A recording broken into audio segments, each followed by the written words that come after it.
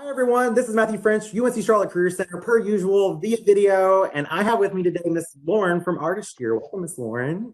Hi.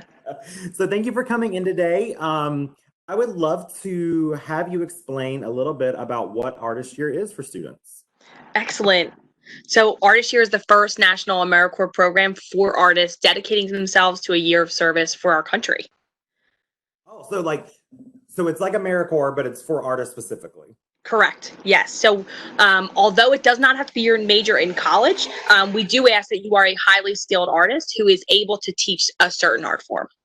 And what type of artists do you look for? Is there specific areas of art? Absolutely. So definitely the big A rather than the small A. We are going anything from visual artists, sculptors, musicians, graphic designers, game designers, any kind of artistry that you believe will be beneficial in a school setting is sort of what we are willing to place in schools. Creative writing, theater, as big as your brain can sort of stretch as what artistry is what we're hoping to give students access to in school.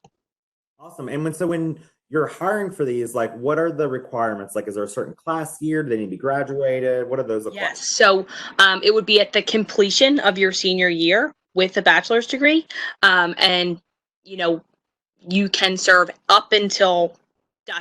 There is not an age requirement past having a bachelor's degree. So for some people, that means fresh out of college. For some people, that means a year after you've been in the workplace. But we do have some flexibility past that bachelor's degree of when this is the right time for you to do Artist Year. Nice. So then with Artist Year, they will apply. And then what does the application process kind of look like? Yeah, so our entire application is online and can be found through our website. It's through a platform called Accepted. And what you're doing is filling out some basic application question and answers, your name and things that you know by heart, on top of resume and then portfolio, 2 recommenders that really are able to speak to an experience they've had with you. Although artists are very talented in skills, sometimes they're not the best promoters of themselves. And so it's really important for us to talk to people that can speak to all of your talents. And so there is also a personal essay. We really want to make sure that this is the right experience for you because a year of service is really specific work. And so it's really combining your passion for the arts as well as serving a community that may not be from your own community. Nice. And so for portfolios, students always have a lot of questions about portfolios. What is it something you maybe look for in a portfolio when you're kind of looking?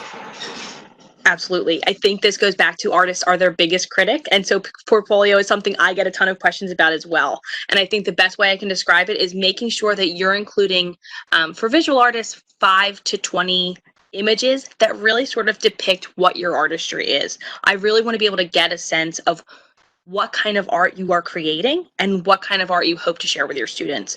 This is not for me to be the biggest critique you've ever been involved in and telling you all of the places that I feel there are errors. It's really just to learn more about your artistry and get a sense of what you would be sharing with students.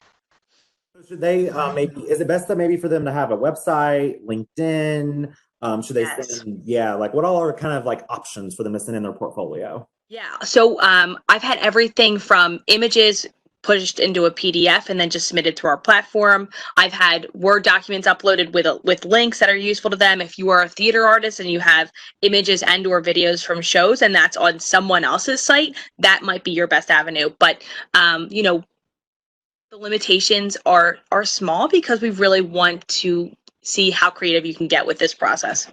And so Artist Year is really just trying to bring the art experience, the education of art and theater and the whole spectrum of art into public schools, right? Absolutely, yeah. So in this time, there is a lot of programming that leaves a lot to be desired. In some of the districts we're working in, for instance, the Roaring Fork Valley, they have a drama teacher that's working with 1,700 students.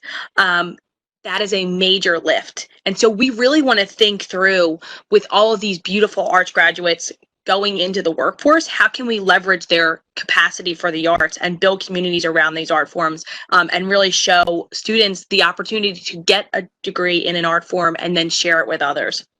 And then, so let's say a student applies, they go through the application process. What's it going to look like when they're onboarded and their first maybe week or so at their station? Great question.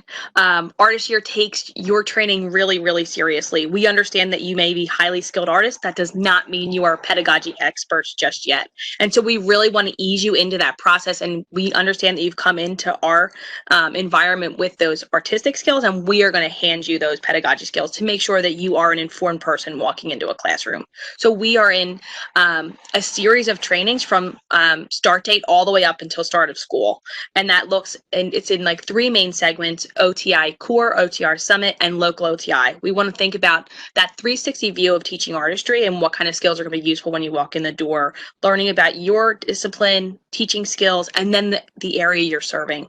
So we work really closely with you for weeks to really think through what those things mean. Nice. And for those that don't know, pedagogy is style, philosophy, like all that fun stuff. I did not learn that till grad school. So There you go.